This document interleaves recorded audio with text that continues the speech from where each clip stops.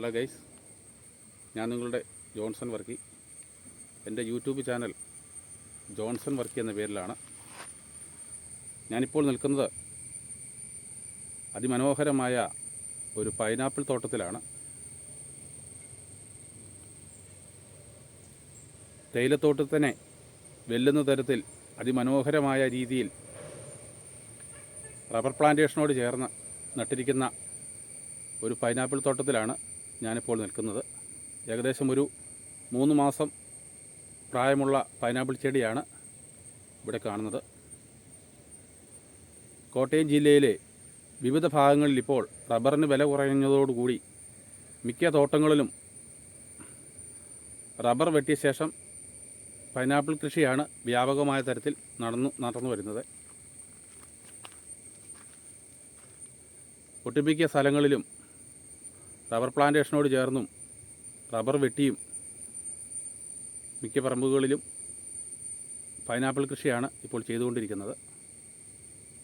അതിമനോഹരമായ ഒരു കാഴ്ചയാണ് ഈ പൈനാപ്പിൾ കൃഷി തോട്ടത്തിൽ വരുമ്പോൾ നമുക്ക് കാണുവാൻ സാധിക്കുന്നത്.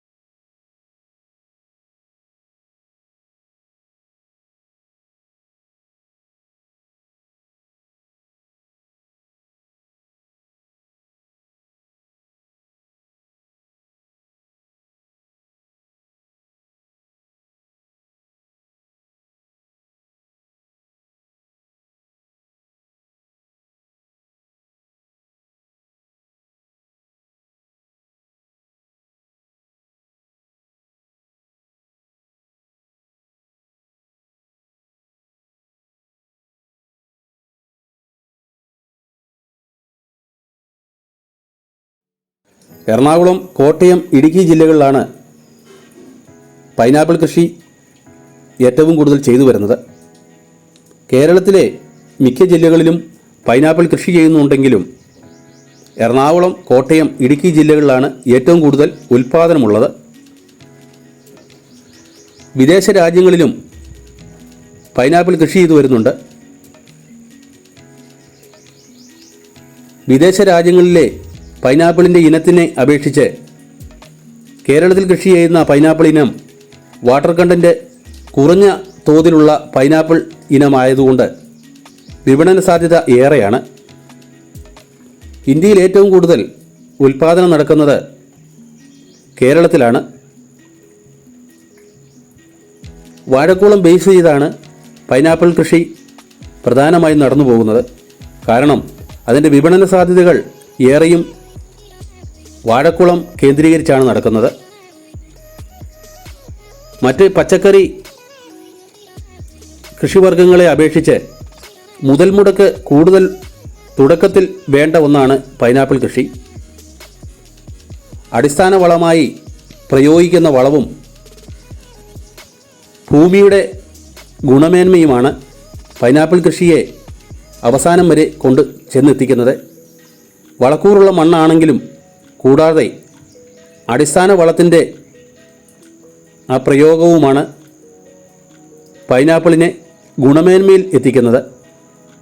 ആയതുകൊണ്ട് അടിസ്ഥാന വളം ഏറ്റവും പ്രധാനമാണ് പൈനാപ്പിൾ കൃഷിയെ സംബന്ധിച്ചിടത്തോളം.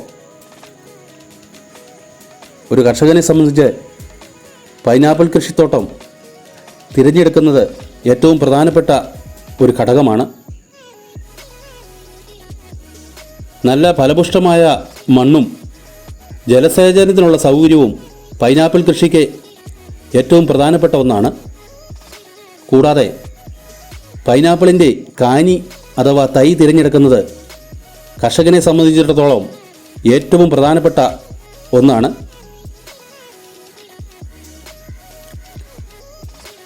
ഫലപുഷ്ടമുള്ള തരത്തിൽ നല്ല കായ്ഫലങ്ങൾ ഉണ്ടാകാൻ കാനി തിരഞ്ഞെടുക്കേണ്ടത് നല്ല തരത്തിലുള്ള കാനി തിരഞ്ഞെടുക്കേണ്ടത് ഏറ്റവും അത്യന്താപേക്ഷിതമായ ഒരു ഘടകമാണ്.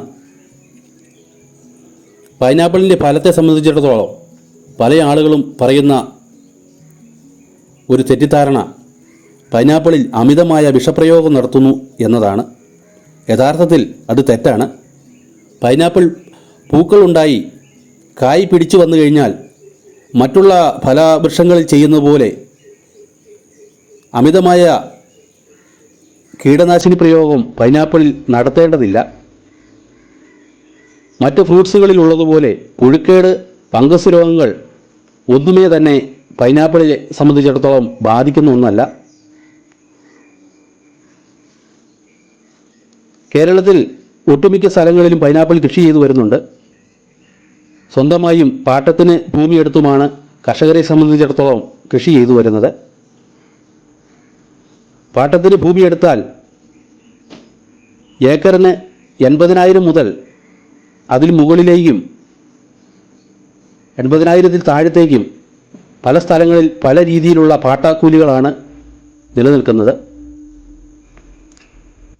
കേരളത്തിലുള്ള ആളുകളും അന്യസംസ്ഥാന തൊഴിലാളികളുമാണ് പൈനാപ്പിൾ കൃഷിയിൽ വ്യാപൃതരായിരിക്കുന്നത്.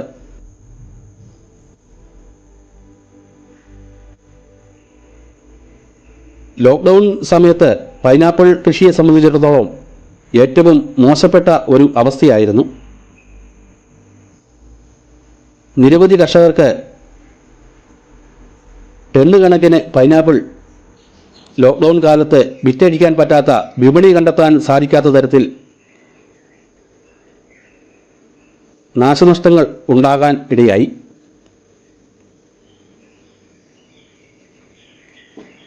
പൈനാപ്പിളിനെ സംബന്ധിച്ചിടത്തോളം അതിൻ്റെ വിപണന സാധ്യതകൾ വളരെയേറെയാണ്. വാഴക്കുളത്താണ് ഏറ്റവും കൂടുതൽ പൈനാപ്പിൾ വിപണി നടക്കുന്നത്.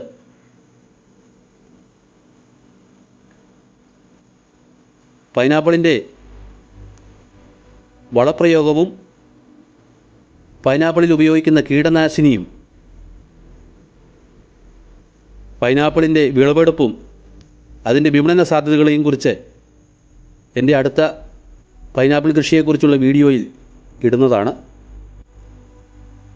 പൈനാപ്പിൾ കൃഷിയെക്കുറിച്ചുള്ള എൻ്റെ ഈ വീഡിയോ നിങ്ങൾക്ക് ഇഷ്ടപ്പെട്ടാൽ എൻ്റെ ചാനൽ സബ്സ്ക്രൈബ് ചെയ്ത് ലൈക്ക് ചെയ്ത് നിങ്ങളുടെ അഭിപ്രായങ്ങൾ കമൻറ്റ് ചെയ്യുമല്ലോ.